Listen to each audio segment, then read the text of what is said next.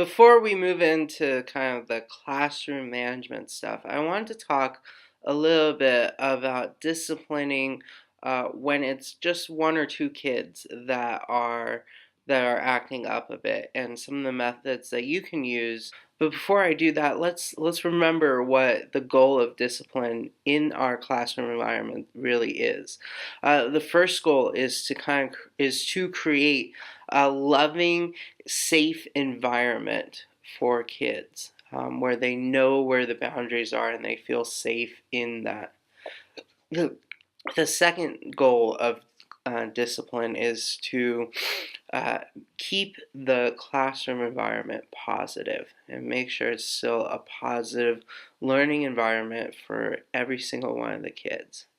And knowing that means that we can choose what things we discipline and how we go about disciplining that. So we want our discipline to not just be to make every kid be sitting still and not moving at all.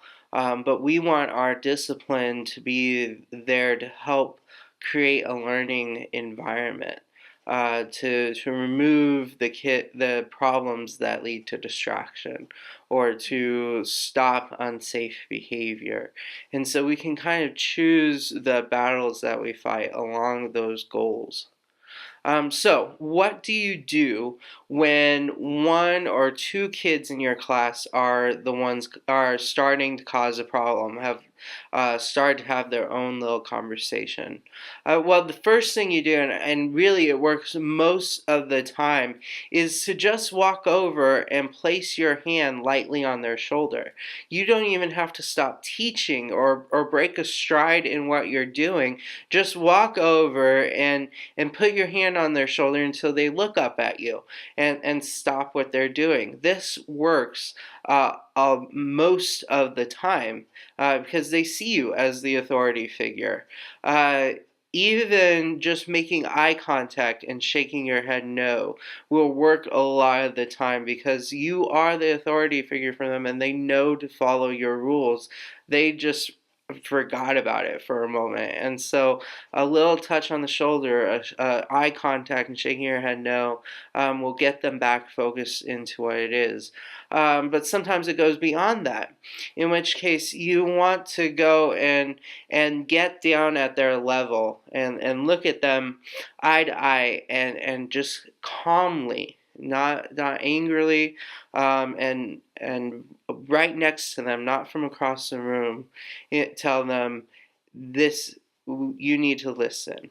Try to say it in a positive, what you expect from them, not a negative, stop doing what you're doing, but instead say, sit down and listen.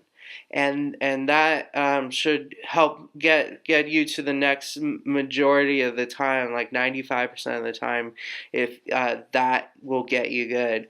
But if the kid is still out of that, then still at their eye level, still next to them and not from across the room, you state what you expect from them, to sit and listen, and then you say, if we have another problem, we are going to have to do this. We're going to have this punishment.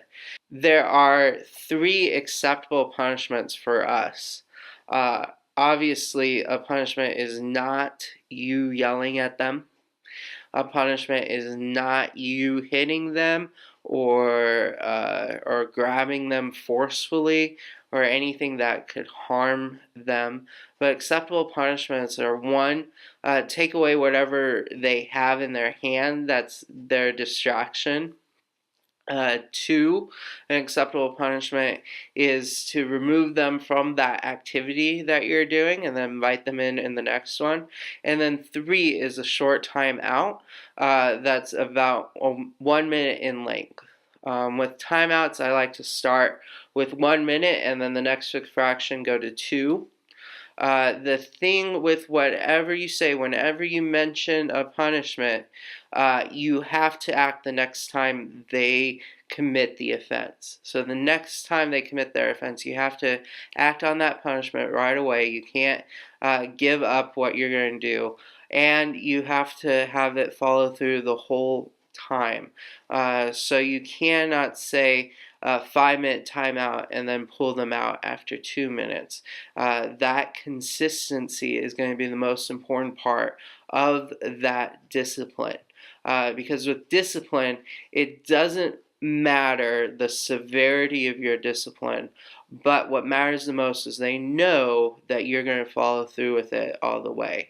And so whatever punishment you choose, make sure you follow through it all the way, so that they know and respect that.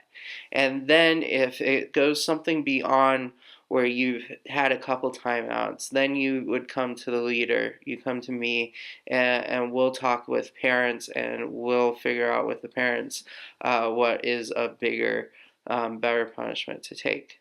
So that is discipline in with 1 or 2 kids misbehaving. Next week we'll have kind of the bigger classroom management stuff, and then hopefully in a couple weeks you'll hear from some teachers, and they'll give you some of their clues. Have a great day. Bye.